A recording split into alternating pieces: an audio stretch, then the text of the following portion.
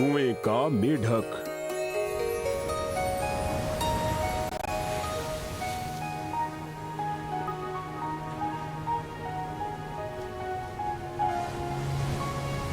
समुद्र से थोड़ी दूर पर एक कुएं में काला बड़ा मेढक रहता था। उसका उसी कुएं में जन्म हुआ था, इसलिए वो उससे बाहर कहीं नहीं गया था।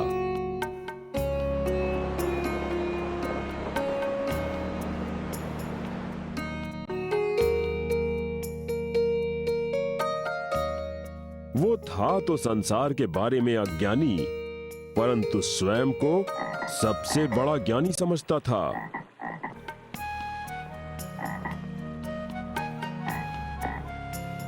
वो कुएं के अंदर ही जीव जंतुओं को खाकर अत्यंत प्रसन्न था।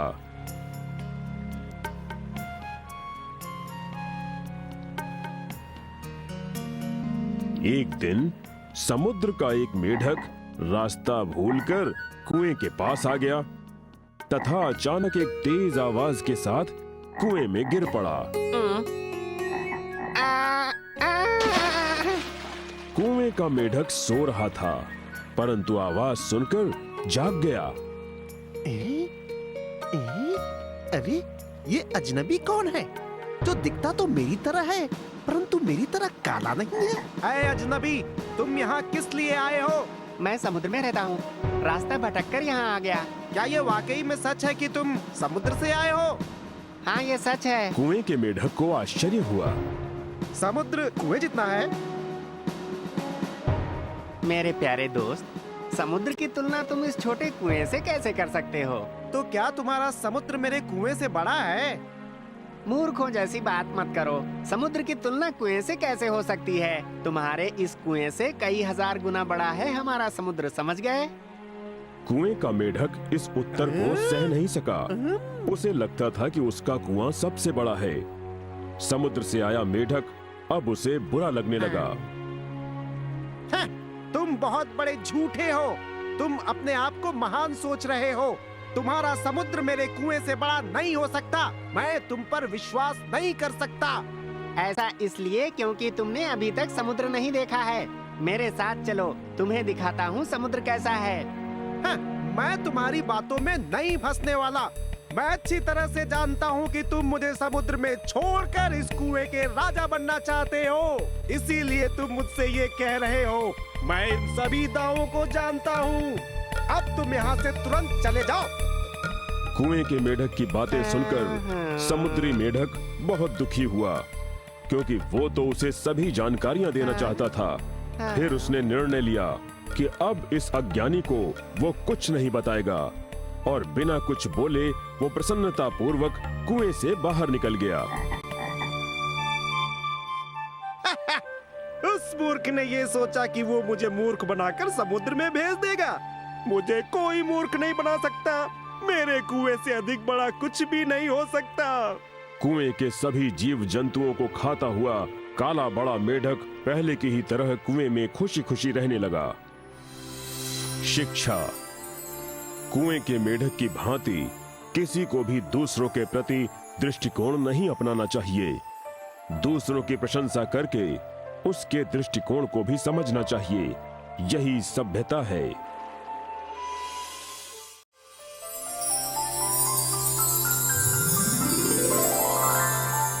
तीन वचन।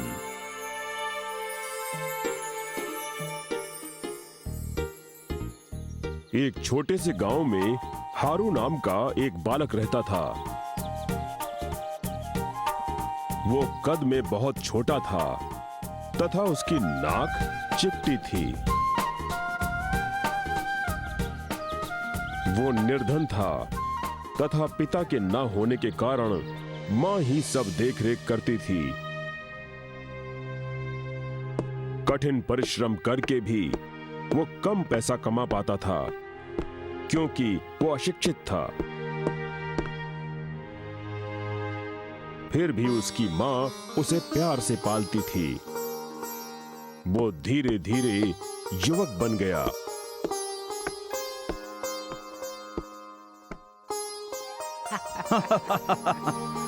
तुम्हारी नाक चपटी है। तुम्हारी नाक चपटी है। हारू की नाक चपटी है। वो क्रोधित तो होता था किंतु असहाय था।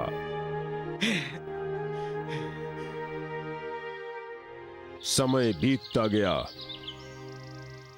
एक दिन उसकी मां का निधन हो गया। हारू इस असहनीय पीड़ा को सहते हुए अकेले बैठा अपनी मां की याद में रोता रहता था। एक दिन गांव का एक वृद्ध उससे मिलने आया। हारू, चिंता मत करो। तुम्हारी माँ ने इतने वर्षों तक तुम्हारी इतनी देखभाल की है। अब तुम विवाह कर लो, सभी चिंताओं से मुक्त हो जाओगे। वृद्ध द्वारा विवाह करने की सलाह सुनकर हारू प्रसन्न हो गया। महोदय, मैं कल आपको अपना निर्णय सुनाऊंगा। हारू मन ही मन विवाह के सपने देखने लगा, किंतु उसने निर्णय लिया कि वो उस सुंदर लड़की से विवाह नहीं करेगा, अन्यथा वो भी औरों की तरह उसकी हंसी उड़ाएगी। ऐसा निर्णय लेकर वो दूसरे दिन वृद्ध से मिला। महोदय, मैं विवाह के लिए सहमत तो हूँ, किंतु किसी सुंदर लड़की से विवाह नहीं करना चाहता। लेकिन ऐसा क्यों बेटे? महोदय, फिर वो भी दूसरों की तरह मेरी चिपटी नाक की हंसी उड़ाया करेगी। अच्छा तो ठीक है हारू, मैं इस बात से खुश हूँ कि तुमने विवाह करने का निर्णय लिया। मैं तुम्हारे सोच की लड़की खोजने का प्रयास करूंगा। कुछ दिनों के बाद वृद्ध को पास के गांव में एक चिपटी नाक वाली लड़की मिल गई। उसने हारू का विवाह उससे करवा दिया। हारू उससे विवाह करके बहुत खुश था। उसने सोचा अब सभी कठिनाइयों का अंत हो गया। दो चपटी नाक वाले। पहले तो ये तुम्हारी अकेला नाक था, चपटी अब है। दो चपटी नाक वाले हो गए। दो चपटी हारू नाक की वाले। नाक चपटी है। चपटी नाक वाले। दो चपटी नाक वाले। हारू ने इसे रोकने का बहुत प्रयास किया, पर सब बेकार रहा। उसने लोगों को गलियों में दौड़ाया, बड़े लोगों से शिकायत की, आपका पुत्र मेरी हंसी उड़ाता है। किंतु सब व्यर्थ रहा। अंत में उसने सोचा कि अब वो उस भगवान से ही प्रार्थना करेगा जिसने उसे चिपटी नाक वाला बनाया है। प्रिय, मैं जंगल में एक अत्यंत ही आवश्यक कार्य के लिए जा रहा हूँ। तुम घर पर ही रहो तथा मेरी चिंता बिल्कुल मत करना। हारू ने जंगल में जाकर बिना हिले डुले तथा किसी भी बात को ना सुनते हुए भगवान का ध्यान लगाया। पूरे दिन ध्यान लगाने के बाद भगवान प्रकट हो गए। हारू भगवान को सामने देखकर प्रसन्नता से उछलने लगा। फिर हाथ जोड़कर उनके समक्ष खड़ा हो गया। मैं प्रसन्न हुआ, बताओ क्या चाहते हो? भगवान, आप मेरी प्रार्थना सुने तथा मुझ पर दया करें। मैं तुम्हें 3 वचन देता हूँ हारू। घर जाकर पासे को 3 बार फेंकना तथा तुम 3 वचन मांगना। तुम्हारे तीनों वचन अवश्य ही पूरे होंगे। इतना कहकर भगवान अदृश्य हो गए। पत्नी को ये समाचार देने के लिए हारू दौड़ता हुआ घर पहुंचा। जानती हो, भगवान ब्रह्मा ने स्वयं प्रकट होकर मुझे आशीर्वाद दिया कि मैं कोई भी 3 वचन मांग सकता हूँ। सबसे पहले आप धन मांगिए। नहीं नहीं, हमें धन की कोई आवश्यकता नहीं है। देखो, तुम्हारी और मेरी नाकें चिपटी हैं। सबसे पहले हम दोनों सुंदर नाकों का वचन मांगते हैं। नहीं, पहले आप धन मांगिए। हारू की पत्नी सबसे पहले धन चाहती थी, इसलिए उसने हारू को पासा फेंकने से रोकने का प्रयास किया। रुक जाओ। इस बात से हारू क्रोधित हो गया और उसने पासा फेंका। प्रभु, मैं अपना पहला वचन मांगता हूँ। हमें सुंदर नाकें चाहिए प्रभु, और कुछ नहीं, केवल सुंदर नाकें चाहिए। अचानक उनके पूरे शरीर पर नाक ही नाक निकल आईं, दोनों हैरान हो गए। प्रिय, तुम तो अत्यंत कुरूप लग रही हो। आप भी मेरे समान कुरूप लग रहे हैं। तो अब हमें क्या करना चाहिए? दोबारा वचन मांगिए। हारू ने दोबारा पासा फेंका। भगवान, कृपया हम पर दया कीजिए। अब हमें ये नाकें नहीं चाहिए। कृपया इन्हें वापस ले लें। तुरंत नई नाकों के साथ साथ पुरानी नाक भी गायब हो गई। नाक के बिना दोनों और अधिक कुरूप लगने लगे। स्वामी, हमने तो अपनी चिपटी नाक भी गवा दी। हाँ, मैंने भी। अब हम क्या करें स्वामी? 2 वचनों से हमें वो कुछ भी नहीं मिला जो हम सच में चाहते थे। कृपया पासे को फेंककर आप अपनी पुरानी नाक वापस मांग लीजिए। ठीक है, बिना नाके हम अपने इस धन का क्या करेंगे प्रिय? हारू ने तीसरी और अंतिम बार पासा फेंका। हे भगवान, कृपया हमें क्षमा करें तथा हमारी पुरानी नाक वापस दे दें। भगवान ने उनकी प्रार्थना सुन ली तथा पुरानी नाक वापस आ गई। शिक्षा। अवसर एक बार के बाद दोबारा नहीं मिलता। जो अवसर का सही बुद्धिमत्तापूर्ण उपयोग कर लेता है, वही सफल जीवन व्यतीत करता है।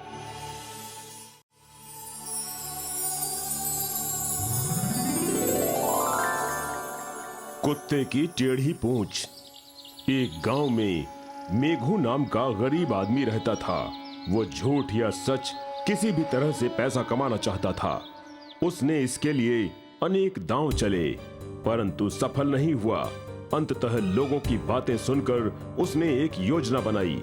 उसने सोचा, यदि वो एक भूत पकड़ लेता है तो उसे आदेश देकर धन कमा लेगा। अपनी बुरी योजना को पूरा करने के लिए वो भूत की खोज में निकल पड़ा, परंतु उसे भूत कहीं ना मिला। फिर उसने सोचा कि भूत खोजने में साधु सहायता करेंगे, अतः वो साधु की खोज में लग गया। एक दिन उसे एक लकड़हारा मिला।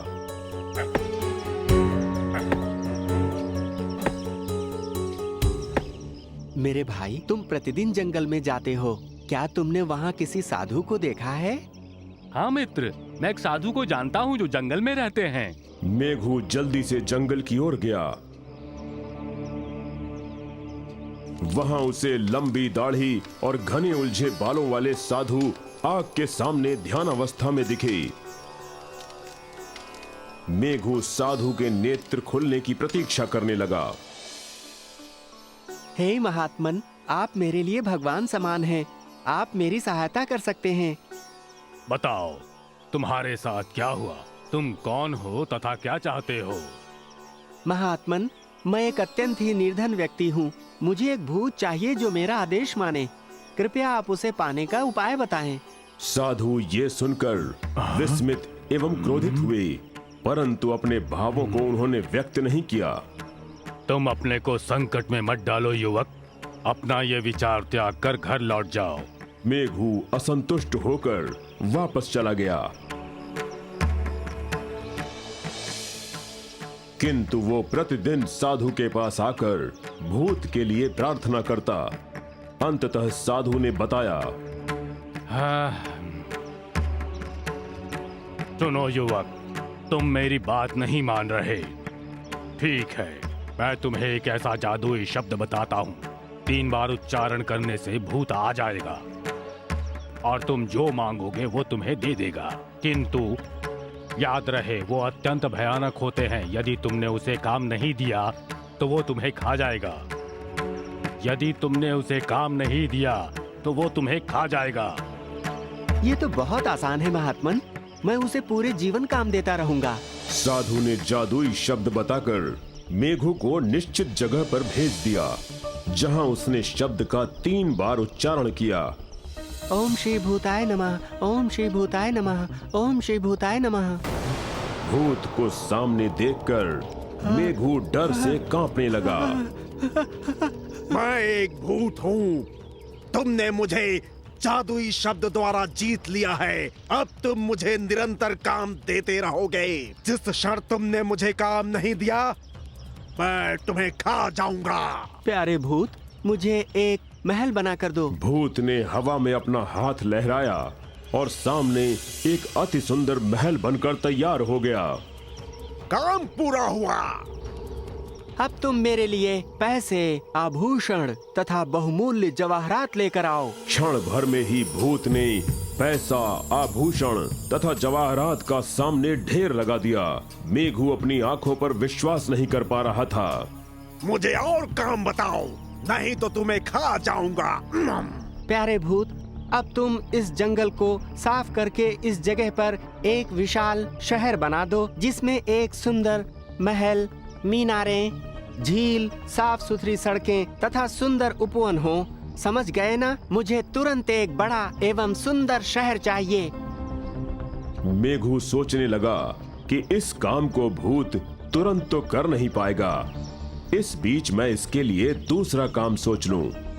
इससे पहले कि वो कुछ सोच पाता, जंगल की जगह एक सुंदर शहर बनकर तैयार था।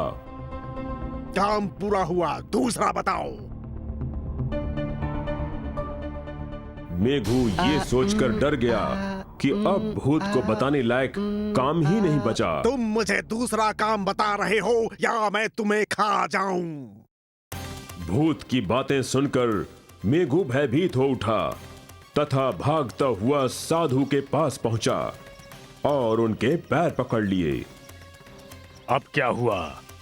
प्रभु, भूत को देने के लिए अब मेरे पास कोई काम नहीं बचा, इसीलिए अब वो मुझे खाना चाहता है। उसी समय पीछे पीछे भूत भी वहां पहुंच गया। हे इंसान, तुम मुझे काम दो, अन्यथा मैं तुम्हें अभी खाता हूं। हे महात्मन, कृपया आप मुझे बचा ले। मेरी जान केवल आप ही बचा सकते हैं। मुझे पैसा नहीं चाहिए, मुझे कुछ नहीं चाहिए, बस शांति चाहिए। प्रभु। मूर्ख युवक, खड़े हो जाओ। अब एक भी क्षण मत गवाओ। साधु ने पास खड़े एक कुत्ते को देखा। मेघू, इस कुत्ते की पूंछ काटकर भूत को दे दो तथा उसे सीधा करने को कहो। मेघू ने कुत्ते की पूंछ काटकर भूत को दे दी। पूंछ को सीधी करके मुझे तुरंत दो।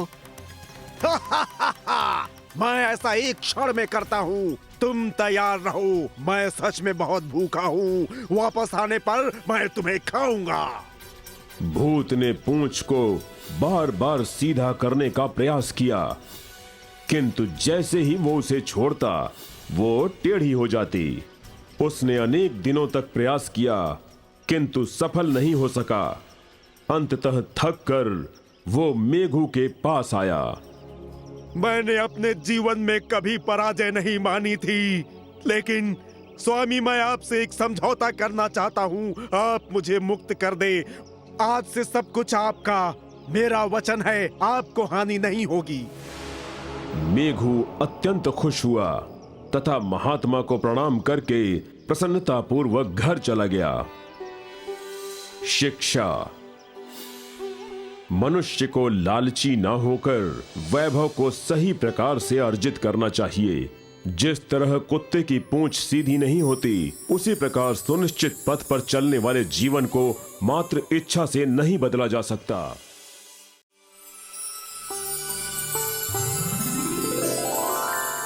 नारद और माया। सदियों पहले नारद नाम के एक युवा संत थे। वो भगवान विष्णु के अनन्य भक्त थे। उन्हें वैदिक शास्त्रों का अत्यधिक ज्ञान था। एक दिवस जब वो ग्रंथ का पाठ कर रहे थे, उन्हें एक नया शब्द मिला, माया। एक नया शब्द माया क्या है? मुझे इस नए शब्द माया का अर्थ ज्ञात नहीं है। मुझे अवश्य किसी से पूछना होगा। हे मुनिवर, अध्ययन के दौरान मुझे एक नया शब्द मिला है, माया। क्या आप मुझे इस नए शब्द का अर्थ बताने की कृपा करेंगे? महर्षि, यदि आप माया शब्द का अर्थ जानना चाहते हैं तो आप श्री कृष्ण से जाकर पूछिए। वो श्री कृष्ण के निवास स्थान द्वारका की ओर चल पड़े।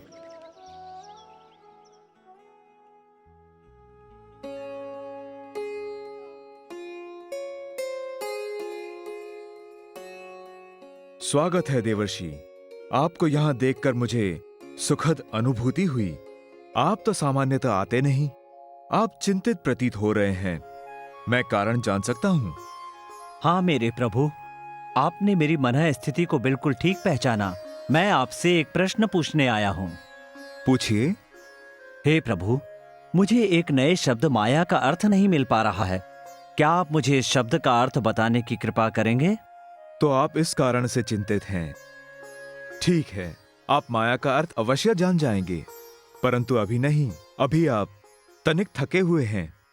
कुछ दिवस मेरे यहाँ विश्राम करें। ये मेरे लिए अत्यंत सौभाग्य की बात है प्रभु कि मुझे आपका साथ प्राप्त होगा। कुछ दिवस पश्चात नारद ने पुनः भगवान श्री कृष्ण से माया का अर्थ पूछा। भगवान कृष्ण उन्हें लेकर एक सुदूर स्थान के लिए चल पड़े। मार्ग में, देवर्षि, मुझे प्यास लगी है। क्या आप मेरे लिए तनिक जल ला सकते हैं? हे प्रभु, आप यहीं प्रतीक्षा करें। मैं यहाँ समीप के किसी गांव में जाकर आपके लिए जल लेकर आता हूँ। मैं आधे घंटे में वापस आ जाऊंगा प्रभु। ठीक है देवर्षि, मैं प्रतीक्षा करूंगा। नारद गांव में गए और जैसे ही एक झोपड़ी का दरवाजा खटखटाया, एक सुंदर कन्या दरवाजे पर आ गई। नारद कन्या को देखकर स्तब्ध रह गए। उस कन्या के पीछे पीछे एक वृद्ध भी आया। महोदय, क्या मैं जान सकता हूँ आप कौन हैं? महोदय, मैं एक यात्री हूँ। मुझे तनिक जल की आवश्यकता है। क्यों नहीं आप यहाँ कुछ दिन ठहर कर आराम कर लें, उसके बाद जाएं? नारद ने ऐसे आमंत्रण की उम्मीद नहीं की थी, अतः अत्यंत प्रसन्न होकर आमंत्रण स्वीकार कर लिया एवं झोपड़ी में ठहर गए। वहां कन्या की सुंदरता देखकर वो कृष्ण को पूर्णतः भूल गए। कन्या से उनकी निकटता बढ़ती चली गई। एक दिन, हे नवयुवती, मैं तुमसे विवाह करके तुम्हें अपनी पत्नी बनाना चाहता हूँ। कृपया तुम अपनी सहमति दो। कृपया आप मेरे पिताजी से सहमति लीजिए। नारद अत्यंत प्रसन्न होकर उसके पिता के पास गए।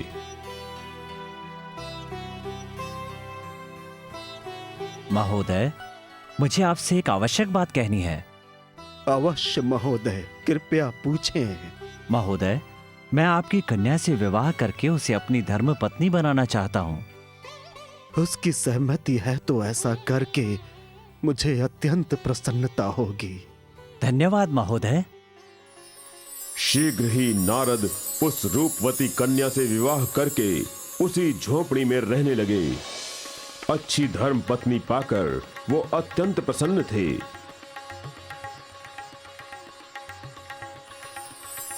वर्षों बीत गए तथा वो 3 बच्चों के पिता भी बन गए। उनका बाहरी जगत से कोई संबंध न रहा। 12 वर्ष बीतने पर एक दिन अचानक तेज जल वृष्टि के साथ तूफान आया।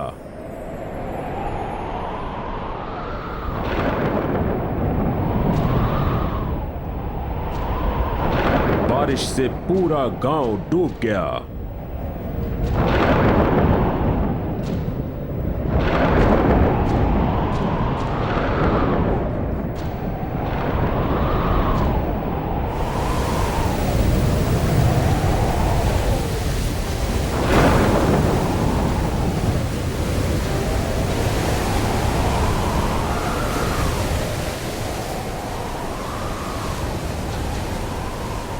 उस भीषण बाढ़ में नारद का घर बह गया। उन्होंने अपनी धर्म पत्नी एवं बच्चों को बचाने का बहुत प्रयास किया, किंतु सब डूब गए। स्वामी बचा लीजिए हमें, बच्चों, स्वामी। उस भयानक हादसे में अपने परिवार को गंवा चुके नारद भ्रमित हो गए। उन सभी की याद में वो अकेले बैठे आंसू बहाते रहते थे। हे सर्वशक्तिमान ईश्वर, मैंने ऐसी कौन सी भूल की थी जो आपने मुझे इतने कठोर दंड का भागी बनाया।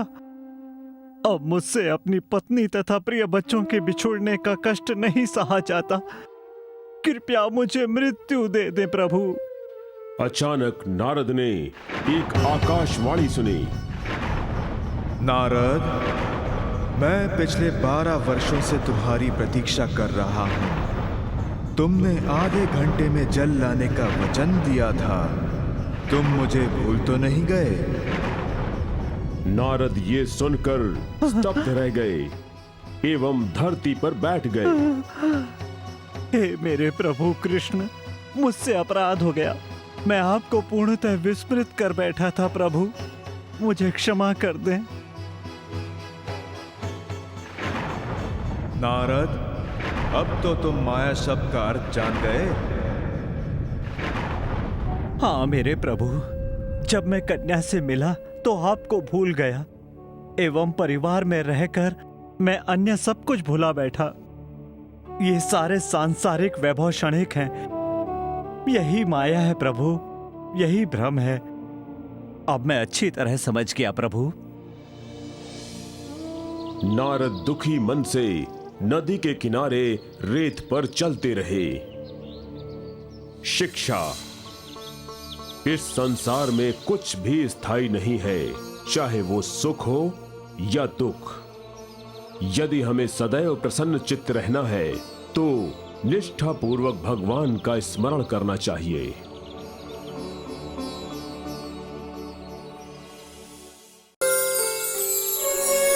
बीरबल के दरबार में एक और मुकदमा आया। अब